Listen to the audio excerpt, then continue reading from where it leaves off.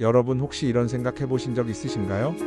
매일 우리가 아무렇지 않게 사용하는 식용유 하나가 어느 날 갑자기 우리의 인생을 완전히 바꿔놓을 수 있다는 사실 말입니다.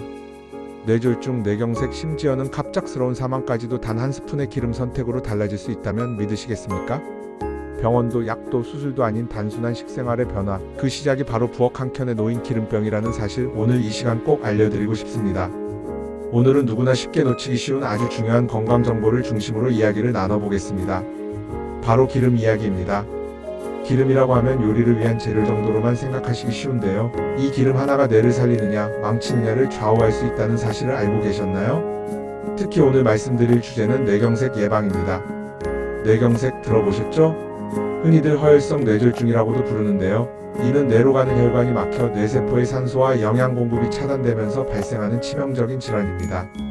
무서운 점은 뇌경색은 단 몇 분 사이에도 돌이킬 수 없는 손상을 일으킨다는 것입니다.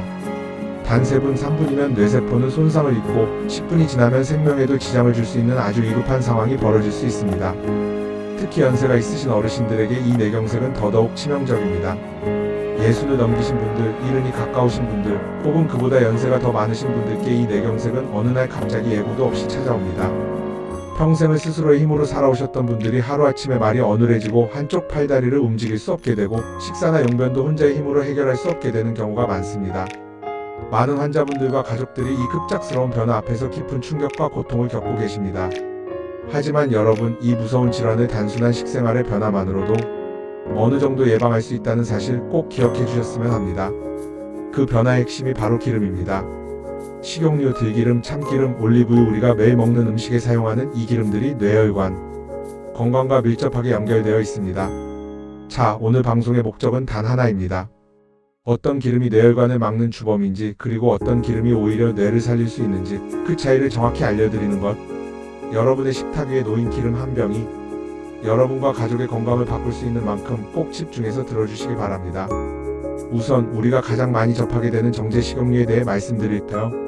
마트에 가시면 제일 먼저 눈에 띄는 제품들, 바로 카놀라유, 해바라기 씨유, 옥수수유, 콩기름, 포도씨유 등이 있습니다. 이들 대부분은 가격이 저렴하고 대량 생산이 가능하며 요리할 때 사용하기 편하다는 이유로 많은 가정에서 쓰이고 있습니다.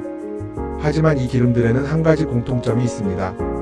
바로 오메가6 지방산이 과도하게 들어있다는 점입니다.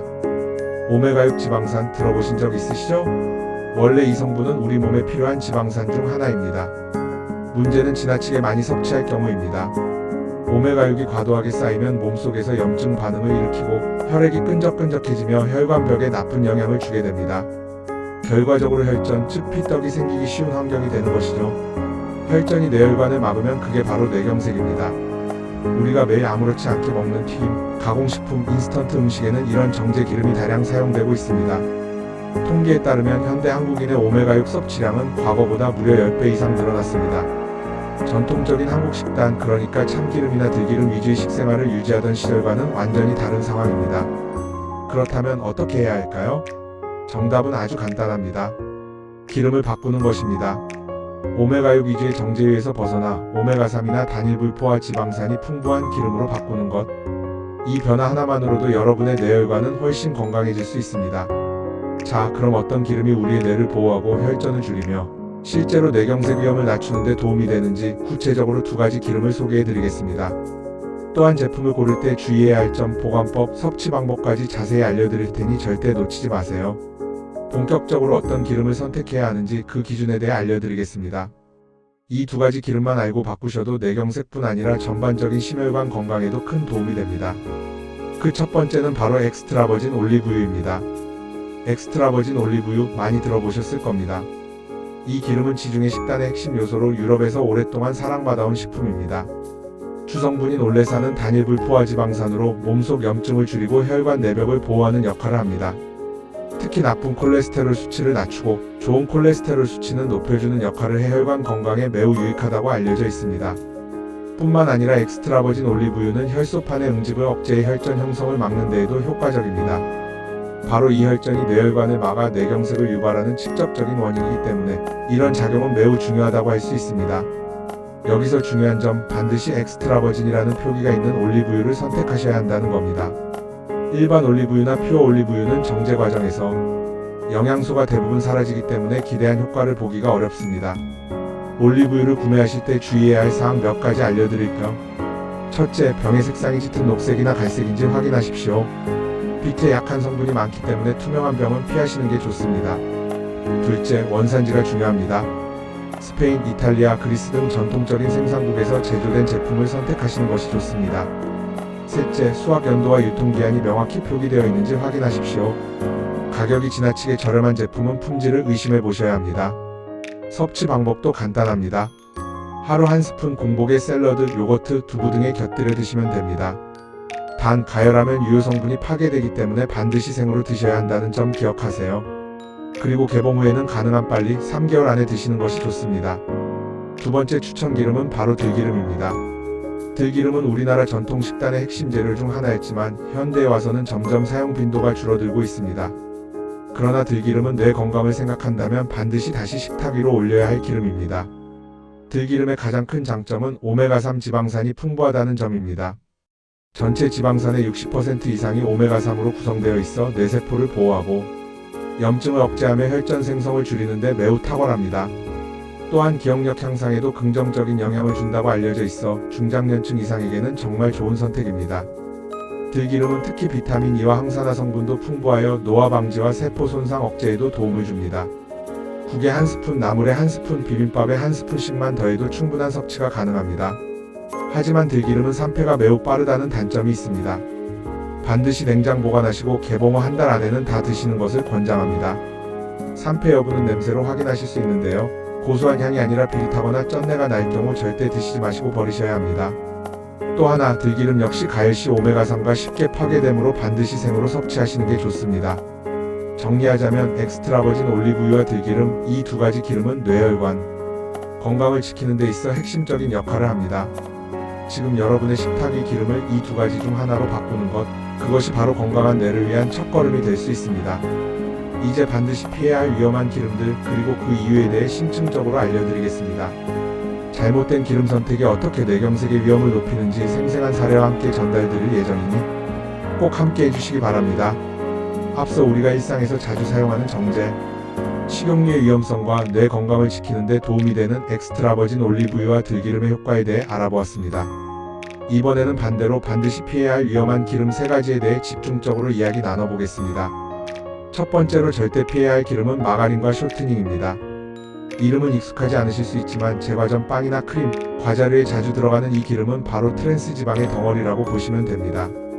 트랜스 지방은 체내 염증을 극도로 증가시키고 나쁜 콜레스테롤은 높이고 좋은 콜레스테롤은 낮춥니다. 특히 혈관 내벽을 손상시켜 혈전이 쉽게 생성되는 환경을 만드는데 이는 곧 뇌경색, 심근경색 같은 질환으로 이어질 가능성을 높입니다. 세계보건기구 WHO에서는 이미 트랜스 지방을 절대 섭취 금지 목록에 올려놓고 있을 정도입니다. 우리나라에서도 점차 사용이 줄고 있지만 여전히 일부 빵, 케이크, 커피 프림, 인스턴트 제품에는 포함되어 있기 때문에 구매 시 성분표를 반드시 확인하셔야 합니다. 두 번째로 피해야 할 기름은 바로 정제 식용유입니다. 앞서 잠깐 언급해드렸지만 다시 강조하겠습니다. 카놀라유, 해바라기 씨유, 옥수수유, 콩기름, 포도씨유 등은 대부분 정제 공정을 거치며 고온에서 처리되거나 화학용매로 추출되기 때문에 원래 가지고 있던 영양소가 파괴될 뿐만 아니라 몸에 해로운 성분이 생기기도 합니다. 게다가 이들 기름에는 오메가6 지방산이 과도하게 들어있습니다. 우리 몸의 오메가3와 6의 비율이 1:1 또는 1:4 정도여야 건강하다고 알려져 있는데 현대 식단은 거의 1:20에 가까울 정도로 오메가6가 지나치게 많습니다. 이 불균형은 혈관 내 염증을 유발하고 결국 혈전을 만들게 되는 원인이 됩니다. 이 정제 식용유는 튀김 요리에 특히 많이 쓰이는데요. 문제는 가열 시 발생하는 산화물과 유해물질입니다. 아무리 건강한 기름이라도 한번 고온에서 가열되면 산화되기 시작합니다. 산화된 기름은 몸속 세포를 손상시키고 각종 염증 반응을 유발해 뇌혈관 질환뿐 아니라 각종 만성질환의 원인이 될 수 있습니다. 세 번째로 가장 위험한 기름은 재사용 튀김기름입니다. 식당이나 분식점에서 튀김을 여러 번 사용할 경우 기름은 검게 변하고 끈적거리며 산패가 일어납니다. 이렇게 된 기름은 발암물질의 일종인 아크롤레인과 폴리머라는 독성 물질을 생성하게 됩니다. 이러한 물질들은 혈액의 흐름을 방해하고 혈관벽에 손상을 주어 혈전 형성 위험을 극도로 높입니다. 집에서도 냄비에 기름을 붓고 두세 번 재사용하시는 경우가 많은데요. 절대로 권장되지 않습니다. 기름은 한 번 사용 후 반드시 버리고 가능하면 튀김보다는 굽거나 찌는 조리법을 선택하시는 것이 좋습니다. 여기까지 3가지 기름 다시 한번 정리해 드리겠습니다. 첫째, 마가린과 쇼트닝. 둘째, 정제 식용유. 셋째, 재사용 튀김기름. 이 3가지는 모두 혈관을 망가뜨리고 뇌경색의 위험을 높이는 주요 원인입니다. 오늘부터라도 반드시 멀리하시고 앞서 소개해드린 건강한 기름으로 식단을 전환하시는 것이 매우 중요합니다. 방송을 듣고 계신 분들 중 이미 식습관이 굳어져서 바꾸기 힘들다고 말씀하시는 분들도 계실 겁니다. 하지만 지금부터라도 한 가지씩 바꿔보면 분명히 차이가 생깁니다. 아침에 먹는 계란 프라이용 기름을 들기름으로 바꾸기, 튀김 요리 횟수를 줄이기, 가공식품 대신 신선한 재료 활용하기 등 실천 가능한 변화부터 시작해보세요. 이제 실생활에서 이런 건강한 기름을 어떻게 요리에 활용할 수 있는지, 예를 들어 어떤 반찬에 어떤 기름이 어울리는지 조리 예시와 함께 소개해드릴 예정입니다. 실천을 돕는 시간 꼭 함께 해주세요. 앞서 우리는 어떤 기름이 건강을 해치고 어떤 기름이 뇌혈관을 지키는 데 도움이 되는지에 대해 자세히 알아보았습니다. 그렇다면 이제 궁금하실 겁니다. 그 좋은 기름들 도대체 어떻게 요리에 활용하면 좋을까? 아무리 몸에 좋은 기름이라도 제대로 활용하지 못하면 효과가 떨어지겠지요. 오늘은 실생활에서 쉽게 따라할 수 있는 기름 활용법, 요리 팁, 식단 구성에 대해 구체적으로 알려드리겠습니다. 우선 엑스트라버진 올리브유부터 알아볼까요? 이 기름은 반드시 생으로 드셔야 한다는 점 기억하시죠? 고온에서 가열하면 안 되는 이유는 유익한 지방산과 항산화 성분이 쉽게 파괴되기 때문입니다. 따라서 샐러드나 나물, 두부, 요거트에 곁들여 드시는 게 가장 이상적입니다. 예를 들어 아침 식사로는 두부 샐러드를 추천드립니다. 부드러운 찬 두부 위에 오이, 방울토마토, 양파를 얹고 그 위에 엑스트라버진 올리브유 1스푼과 레몬즙을 살짝 뿌려보세요. 소금은 아주 약간만 혹은 아예 생략하셔도 좋습니다. 이렇게만 드셔도 혈관을 청소하는 데 큰 도움이 됩니다. 또 하나의 간단한 방법은 식전에 올리브유 1스푼을 공복에 드시는 것입니다. 특히 위장이 예민하지 않으신 분들은 공복 섭취가 염증 완화와 콜레스테롤 개선에 좋다고 알려져 있습니다. 다만 처음에는 속이 더부룩할 수 있으니 소량부터 시작하시는 걸 권장드립니다. 다음으로 들기름은 어떨까요? 들기름은 비교적 다양한 요리에 활용할 수 있습니다. 단 이 역시 가열은 피하셔야 합니다. 고소한 향이 뛰어나기 때문에 국물 요리, 나물 무침, 밥 요리에 아주 잘 어울립니다. 예를 들어 들기름 김치 비빔밥을 소개해드릴게요. 김치, 삶은 시금치, 데친 콩나물, 당근, 볶음 등 여러가지 나물을 밥 위에 올리고 마지막에 들기름 1스푼과 참깨를 살짝 뿌려주세요. 비빔장을 따로 만들 필요 없이 김치의 간으로 충분합니다. 고소한 향이 살아있고 뇌 건강에도 도움되는 최고의 한 그릇 식사입니다. 또는 미역국을 끓이실 때 마지막 불을 끄고 들기름을 한 방울 넣어보세요. 전체적인 풍미가 훨씬 깊어지고 오메가3 섭취도 자연스럽게 이루어집니다. 단 반드시 마지막에 넣어야 한다는 점 잊지 마세요. 간식으로는 아보카도 토스트도 좋습니다. 통밀빵 위에 아보카도 깬 것을 올리고 그 위에 엑스트라버진 올리브유 몇 방울, 소금 약간, 후추를 뿌리면 뇌에 좋은 지방을 듬뿍 섭취할 수 있는 간단한 간식이 완성됩니다. 이 외에도 들기름은 나물류, 비빔면, 묵무침 등 거의 모든 전통 요리에 조화롭게 들어갑니다. 단 한 가지 유의할 점은 들기름은 산패가 빠르기 때문에 반드시 냉장 보관하시고 개봉 후 한 달에서 길어도 2달 안에는 사용하셔야 합니다. 비릿한 냄새가 나면 절대 드시지 마세요. 자, 이제 하루 식단 구성 팁도 간단히 소개해드리겠습니다. 아침 두부 샐러드, 삶은 계란, 토마토 주스. 점심 들기름 비빔밥, 된장국, 깻잎 나물. 간식 아보카도 토스트 또는 호두 몇 알. 저녁 샐러드, 두부 부침, 현미밥, 미역국. 이 식단에 올리브유와 들기름을 적절히 활용하시면 뇌혈관뿐 아니라 전반적인 건강에 큰 도움이 됩니다. 꼭 복잡한 레시피가 아니어도 기름 하나 바꾸는 것만으로도 식탁이 달라지고 몸이 반응하기 시작합니다. 다음으로 여러분이 자주 묻는 질문들, 예를 들어 올리브유는 공복에 먹어야 하나요? 들기름은 하루에 얼마나 먹어야 하나요? 기름을 섞어 먹어도 되나요? 같은 실생활 Q&A를 중심으로 정리해드릴 예정입니다. 실천하고자 하는 분들께 꼭 필요한 정보가 될 겁니다. 이제 여러분께서 보내주신 질문들을 바탕으로 가장 많이 궁금해하셨던 내용을 모아 시니어분들이 꼭 아셔야 할 핵심 정보만 정리해드리겠습니다. 말 그대로 오늘 방송은 실천 가이드를 위한 정리편이라고 보셔도 좋습니다. 첫째, 기름만 바꾸면 정말 건강해질 수 있나요? 기름은 식생활의 핵심입니다. 우리가 매일 먹는 반찬, 국, 볶음, 나물, 비빔밥에 모두 들어가니까요. 하지만 기름만 바꾼다고 해서 모든 건강이 회복되는 건 아닙니다. 운동, 수면, 스트레스 관리, 정기검진, 그리고 기름을 포함한 균형 잡힌 식단이 모두 함께 이루어져야 진짜 효과를 볼 수 있습니다. 하지만 그 중에서도 기름은 변화의 첫걸음이 될 수 있습니다. 가장 쉽게 바꿀 수 있고 바로 식탁에서 실천 가능한 영역이니까요. 둘째, 엑스트라 버진 올리브유와 들기름 하루에 얼마나 먹는 게 좋을까요? 일반적으로 권장되는 양은 하루 한두 스푼입니다. 예를 들어 아침에 올리브유 1스푼, 점심이나 저녁에 들기름 1스푼 정도면 충분합니다. 중요한 건 꾸준함입니다. 매일 지속적으로 적절한 양을 섭취하는 것이 건강한 뇌혈관 유지에 효과적입니다. 셋째, 기름은 꼭 생으로만 먹어야 하나요? 올리브유는 가급적 생으로 드시는 게 좋습니다. 특히 엑스트라 버진은 열에 약하기 때문에 가열 시 영양 성분이 파괴될 수 있습니다. 들기름 역시 산패가 빠르기 때문에 가열보다는 마지막에 향을 더하는 용도로 사용하는 것이 좋습니다. 단, 기름을 이용한 조리가 반드시 나쁜 건 아닙니다. 튀김보다는 볶음이나 찜 요리 등으로 섭취 방식을 조절해 주시면 됩니다. 넷째, 기름을 오래 보관해도 괜찮을까요? 기름은 빛, 열, 공기에 노출되면 산화가 빠르게 진행됩니다. 특히 들기름은 냉장 보관이 필수이며 개봉 후 한 달에서 길어도 2달 안에는 섭취하시는 것이 좋습니다.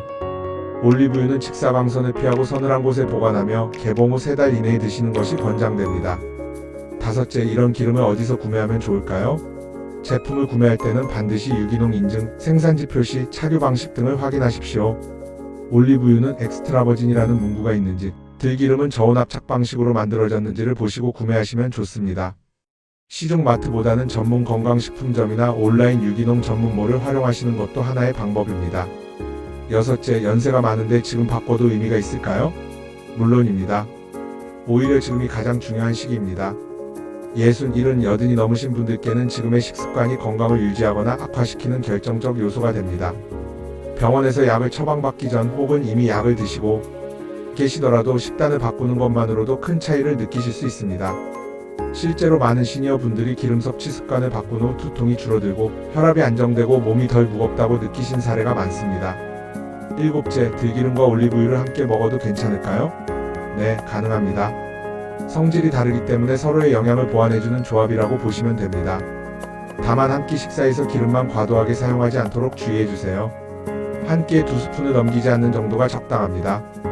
마지막으로 여러분께 꼭 드리고 싶은 말씀이 있습니다. 건강은 하루아침에 좋아지지도 나빠지지도 않습니다. 오늘부터 시작하는 작은 변화 하나하나가 쌓이면 분명히 내일의 건강한 자신을 만나게 될 겁니다. 여러분의 부엌 한편에 있는 기름병이 건강을 지키는 시작이 되길 바랍니다. 이번 영상이 여러분께 작지만 확실한 도움이 되었기를 진심으로 바랍니다. 혹시 오늘 들으신 내용이 주변의 가족이나 친구에게도 도움이 될 것 같다면 함께 나눠주시고요. 이 영상이 좋았다면 구독과 좋아요도 부탁드립니다. 여러분의 응원이 저희에게 큰 힘이 됩니다.